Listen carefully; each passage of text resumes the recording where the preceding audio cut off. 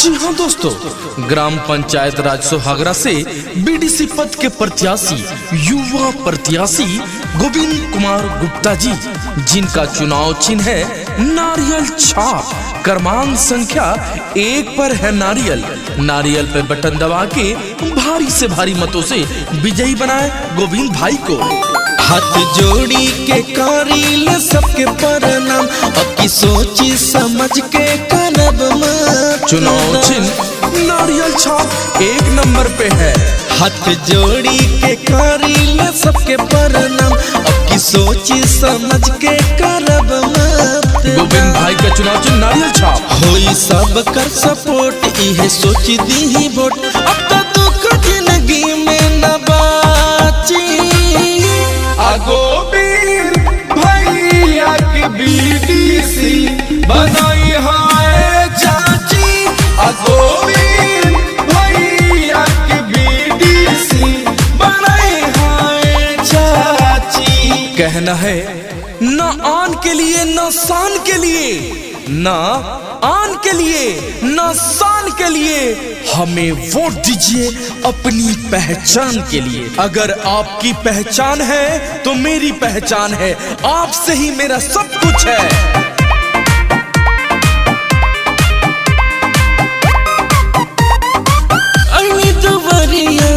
खोली के बढ़िया खा पावे राउर बेटा चचिया सिसवा दे दी, एक बार मौका दे दी।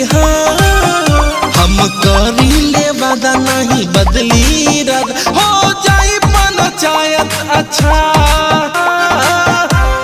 गोविंद भैया के बीडीसी बनाई है चाचा। गोविंद भैया के बीडीसी बनाई है चाचा।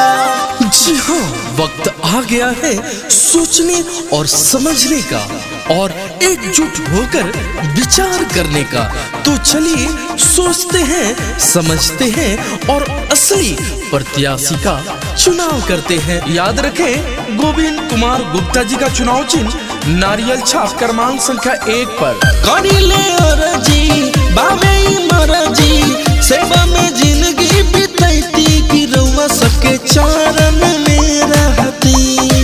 कुछ सेवा हम करती, गौवा जवार सब हवे हमार, सब विरोधियन के जम होई अब चाका।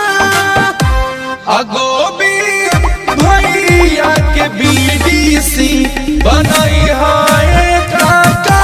गोविंद भैया के बीडीसी बनाई है काका।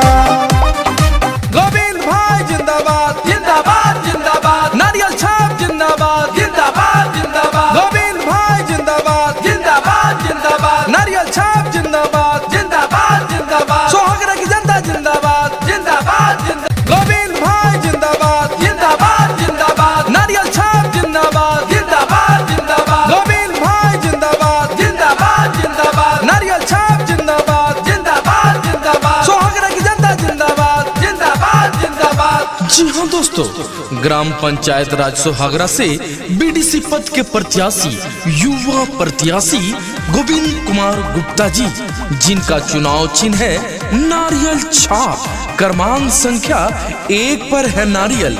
नारियल पे बटन दबा के भारी से भारी मतों से विजयी बनाए गोविंद भाई को। हाथ जोड़ी के करील सबके प्रणाम, अब की सोची समझ के करब मत। चुनाव चिन्ह नारियल छाप 1 नंबर पे है। हाथ जोड़ी के करील सबके प्रणाम, अब की सोची समझ के करब मत। गोविंद भाई का चुनाव चिन्ह नारियल छाप होई सब कर सपोर्ट, इहे सोच दी ही वोट। अब तो दुख जिंदगी में न बाची। गोविंद भैया की बीडीसी बनाई है चाची।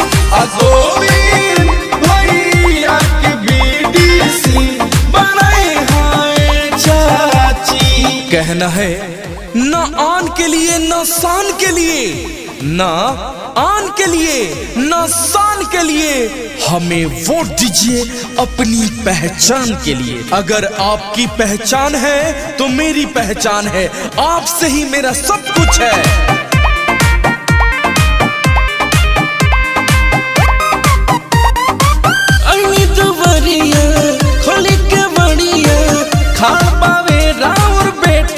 चचिया सिसवा दे दिया, एक बार मौका दे दिया। हम करी ले वादा नहीं बदली रद, हो जाई पंचायत अच्छा। अगोबीर भैया के बीडीसी बनाई है चाचा। अगोबीर भैया के बीडीसी वक्त आ गया है सोचने और समझने का और एकजुट होकर विचार करने का। तो चलिए सोचते हैं, समझते हैं और असली प्रत्याशी का चुनाव करते हैं। याद रखें, गोविंद कुमार गुप्ता जी का चुनाव चिन्ह नारियल छाप क्रमांक संख्या 1 पर। करीले अर्जी बाबे मरजी, सेवा में जिंदगी बिताती कि रउआ सबके चरण में रहती। कुछ सेवा हम करती, गौवा जवार सब हवे हमार, सब विरोधियन के जम होई अब चाका। अगोबीर भैया के बीडीसी बनाई है काका। गोविंद भैया के बीडीसी बनाई है काका।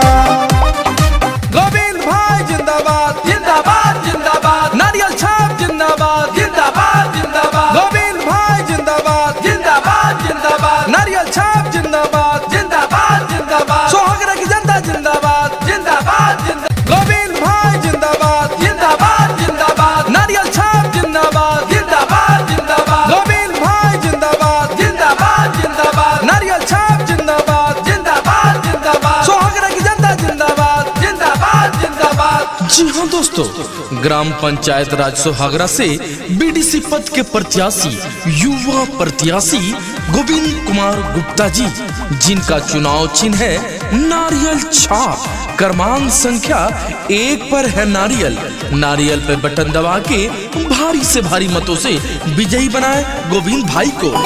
हाथ जोड़ी के करील सबके प्रणाम, अब की सोची समझ के करब मत। चुनाव चिन्ह नारियल छाप 1 नंबर पे है। हाथ जोड़ी के करील सबके प्रणाम, अब की सोची समझ के करब मत। गोविंद भाई का चुनाव चिन्ह नारियल छाप होई सब कर सपोर्ट, इहे सोच दी ही वोट। अब तो दुख जिंदगी में न बाची।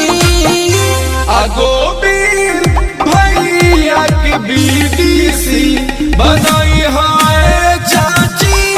अगोबीर भैया के बीडीसी बनाई है चाची। कहना है ना आन के लिए, ना शान के लिए, ना आन के लिए, ना शान के लिए, हमें वोट दीजिए अपनी पहचान के लिए। अगर आपकी पहचान है तो मेरी पहचान है, आपसे ही मेरा सब कुछ है।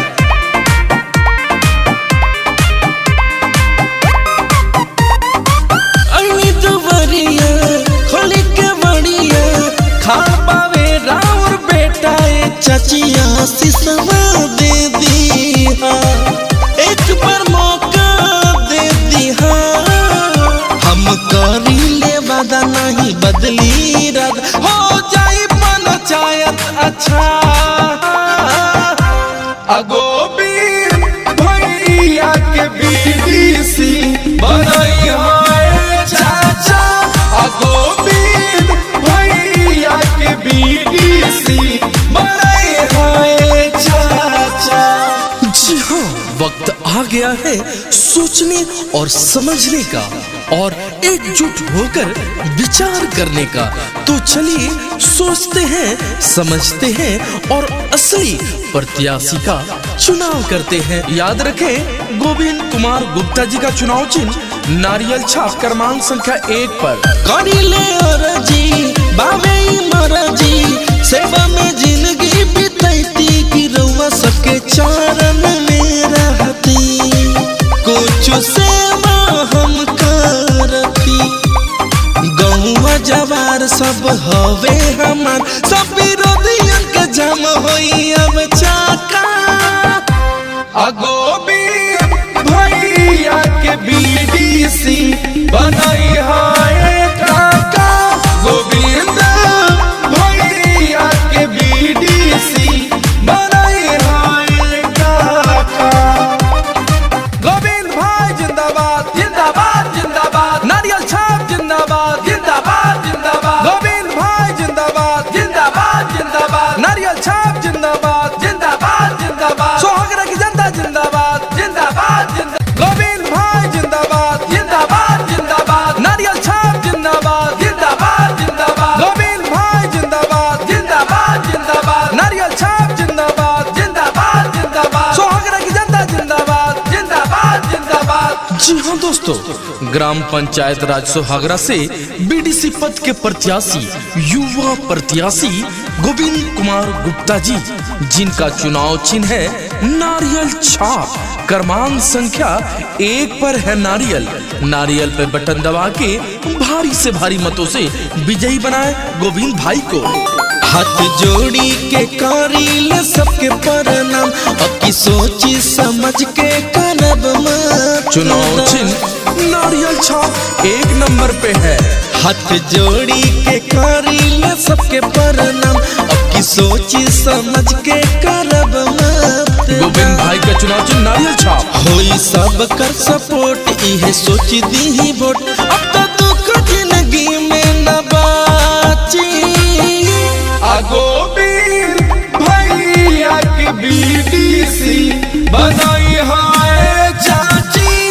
गोविंद भैया के बीडीसी बनाई है चाची। कहना है, न आन के लिए न शान के लिए, न आन के लिए न शान के लिए, हमें वोट दीजिए अपनी